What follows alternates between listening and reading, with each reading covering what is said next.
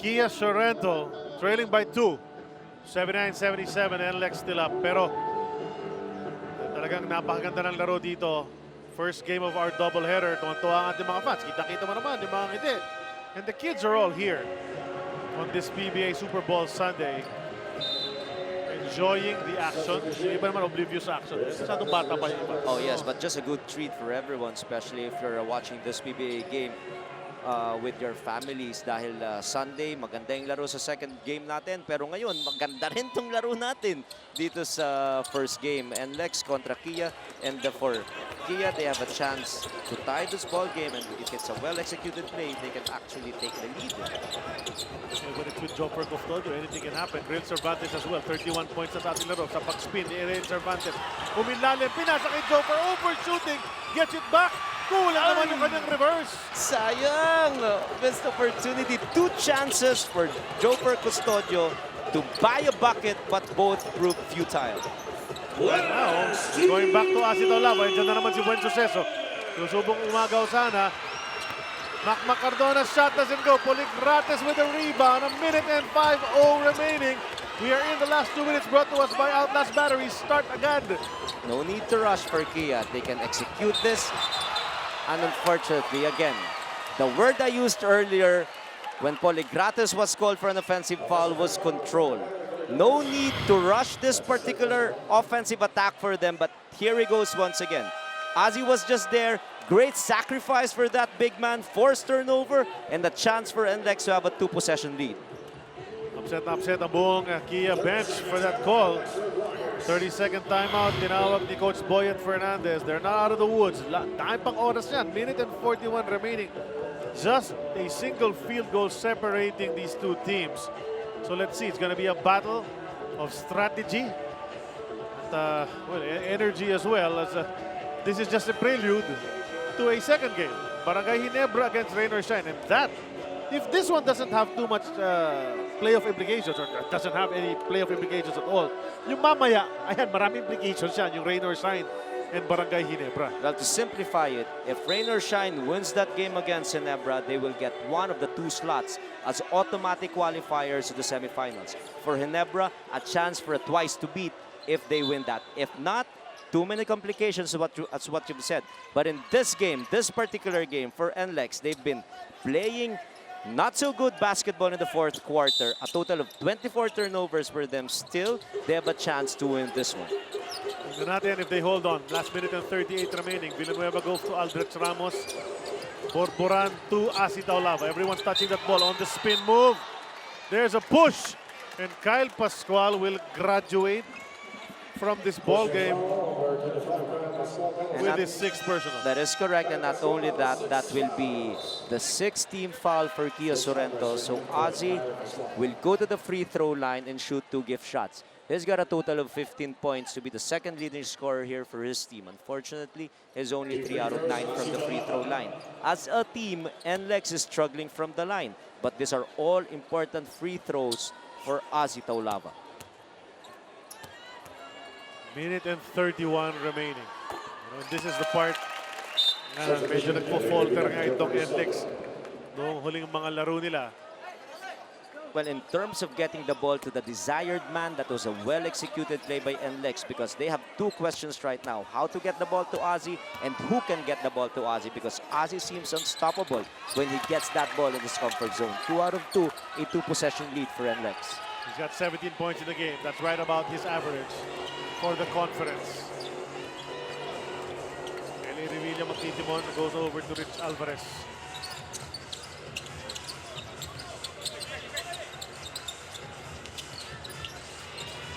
Revilla in the lane. Paikot-ikot, 4 seconds to go. What are they gonna do? Real Cervantes. Wala na yon dahil umapak na sa linya si L.A. Revilla. And it's a crucial turnover. Back-to-back turnovers for Kia. They were only looking at a 2-point deficit and turnover on Poligrates and another turnover on Revilla. We've talked about the killer's instinct and finishing off games for NLEX, but that has also been the perennial problem of Kia. They don't know where to go to and who to go to in crucial stretches of the game. And I don't know why, because in the last 2 possessions, they have not gone to the hottest man inside the court for them. Real Cervantes, 31 points, not involved in the last 2 possessions of Kia Sorrento. That's right. Nung naibigay sa kanya rito, desperation time na, may violation na nangyari. Ito, Coach Glenn trying to come up with some sort of play, but even before they can do anything, they'll have to defend on the other end at subukan pigilin ang opensa ng NLEX. We'll have Sports 360 after this ball game in between this and the second game, which is Barangay Ginebra, rain or shine. So, tabayanan nyo, you'll have Aaron Atayde, Erica Padilla, and si kumpadre, Ramon. Yan, Bautista. idol. Aldrich Ramos is fouled immediately. Rail Cervantes. That's just so frustrating for Kia. Because number one, all they had to do was to go one good D and hope for a miss or a turnover. But instead, they fouled a guy who's 27 feet away from the basket. And Aldrich Ramos is usually a very consistent free throw shooter. I saw Mr. Alan Gregorio there praying so hard na sana naman manalo na yung kanyang koponan. Nagdadasal talaga, ha? Oo. Okay, ha? Si Magpapasko na eh. Ayos. Ngayon, 30-second timeout naman ang tinawag. And that lead, has slowly crept up. Papigil-pigil yung action. Free throw itong NLEX. 83-77 na bigla. Minute and 7 remaining. Hey, it's reachable. It's just a 6-point lead. Kung anong isasagot ng Kia Sorrento, yan ang tanong. And they have to move quickly. We touched that at the start of the 4th quarter wherein we thought that Kia historically has a hard time controlling their fouls in the 4th. So ang nangyayari, ayun, maraming turnovers, maraming fouls na tawag sa kanila. Puro free throws. Pangalawa, ito, labas. Tingnan natin to. Nothing happens. Rich, flash. Ito na Right tayo. now sa huddle ng Kia Sorrento. It's not Glenn Capasio calling it. It's one of the assistant coaches, and they're trying to free up somebody for a basket. Gusto nila kumilos ng mabilis. Minute and 7 na lang ang natitira sa atin game clock. NLEX, I'm sure they're not comfortable dahil this has happened before. Kala nila okay na sila pero nabibitin. Ito sa assistant coach Louis Gonzalez. Let's see what he devised. Alvarez tumanggap, balik kay Dehesa. Buen Suceso, another guy not too shabby to go to this game. They kick it out to Rail. Dehesa for 3.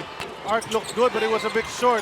And itong si Aldrich Ramos asserting his height and might over J.R. Buen Suceso, baba sa 51.6.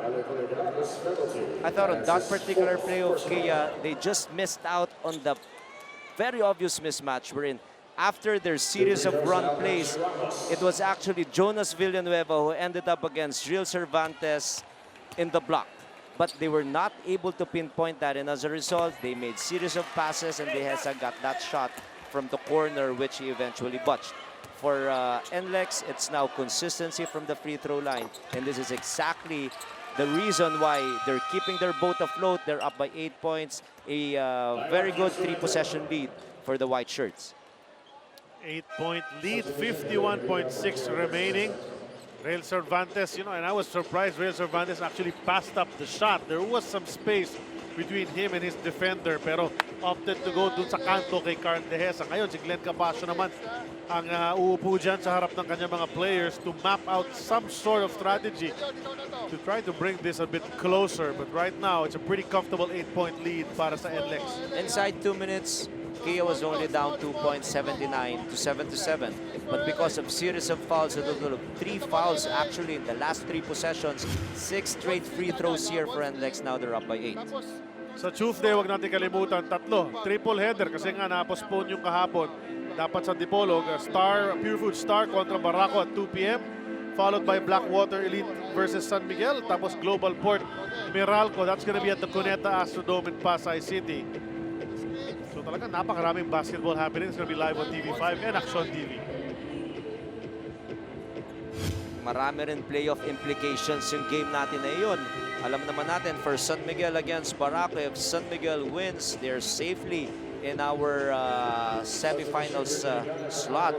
At marami pang pwedeng mangyari. Ika nga, depende sa mga labang darating dito sa ating komperensya. Yung San Miguel kasi parang relax na sila ng konti. Pasok na sila sa semis. Yung iba naman naghahabol anywhere between number 2 to number 10. Well, number 9 pala kasi 10 na tong NLEX. So pwede mag-placing pa yung mga yan. This is the penultimate day of the elimination round. Tuesday, it's gonna be over. Then we enter the playoffs already. Back-to-back timeouts ang tinawag dito. 51.6 remaining. Talagang grabe yung strategizing dito. Especially for Kia Sorrento at this time. Oh yes, dahil they badly need a basket here. They have not bought a basket in their last 3 possessions. But for NLEX, they're just practicing defensive stops, which might be in good use, especially in the playoffs. We take a look at the team standings right now for Kia and for NLEX. There's itong NLEX number 10 right now, whether they win or lose this ball game. But for Kia, it's just pretty much ending on a high note. If it were to end today, NLEX would battle Alaska with a twice-to-beat disadvantage. And look at how, yung records nga ng San Miguel all the way down to Barako. Di ba? Marami pang pwede mangyari dyan depending on the results ng mga mangyayari sa mga susunod na laro. So, everything will be clear at the end of it all. Yun na nga. Kasi kung imamapag mo yung mga scenario right now, Coach Ryan Gregorio, baka napakarami, baka matagalan tayo rito. And all of a sudden, after starting the first 7 games with a 4-3 mark and 4 straight wins for Talk and Text, they have a good shot at even finishing in our top 2 slots. So here we go. Kia with the ball, 51.6 remaining in the game. Safely into Eli Revilla. Trying to get free, pero ang laki naman na nakabatay sa kanya. Mark Borboran losing the dribble. Tama ba? Hindi. Mark Borboran sumipa pala ng bola. Ball will stay. 18 seconds on the shot clock. So now they have to be in a hurry. They cannot milk the clock because the game clock is not to their advantage.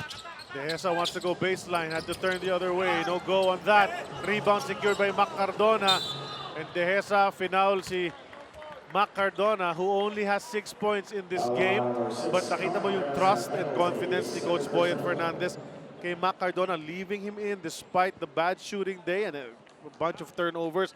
Mula pa nung first quarter, andyan pa rin siya in crunch time. Oh yes, he has struggled so far here in this ball game. A far cry from his 17-point per game output. Good for his, kumbaga, second best scorer here in the league. But for Kia, again, they go back, they watch this tape, and they will look at where they're having problems, especially in the end game. Some of it is really maturity. They just don't know the guy that they can go to in crucial stretches of the game. That's right, and you pointed it out as well. Rael Cervantes hot hand nga throughout this game.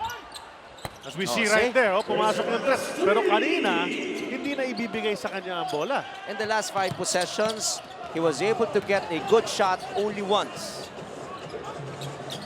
And they're not fouling. And now they need to foul. They took a lot of time off that clock bago nila naisip na i-foul ang player ng NLEX. The timeout had been called by then. Tama ba yung nangyari? Oh, timeout ang tinawag. So, with 20.7 seconds remaining, matapusin na sa oras ang Kia Sorrento. Let's see, Boyet Fernandez will talk to his boys right now. Aldrich. Mac, dito ka, Mac. Mac! Out! Back screen. Pop out. If they deny this one, pop out us. Okay? If they deny this one, you look for Jonas here, Borby. Wala tayong timeout, Borbs, ha? Okay? Aldrich. Jonas. Asi. Mac. Borby. Cut through. Back screen. Pop out. Reverse. Or either hand off. Reverse kay Jonas. Jonas, take good care of the ball. They just want to get that ball in. Coach Ryan, narinig mo yung tinatawag ni Boyet Fernandez on that play. Just different options to get the ball in. Tapos ready na raw na ma-foul sila. And he reminded Jonas Villanueva, take care of the ball. He just needed that timeout because they've been throwing the ball over a lot of times here. And at this point, they just have to milk the clock. There's no foul. And no need to attack for them. Jonas Villanueva. Drops it over to Asi. And he gets the basket just in time, 24 seconds in. And NLEX will break that losing streak.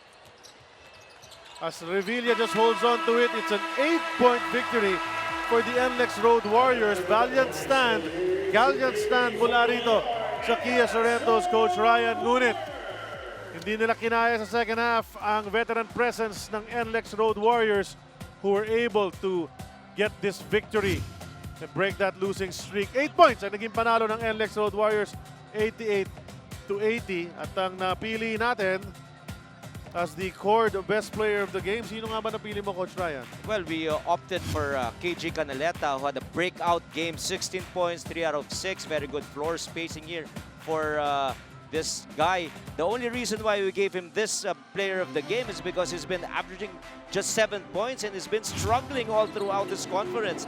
And this particular performance, they needed for playoffs. Tama yun. Pasok yung mga treps niya to stretch that lead in the second half. This best player of the game brought to us by Cord Marin Epoxy. Sintigas ng bakal, sintibay ng bato, sintatag ng isang blocking semento.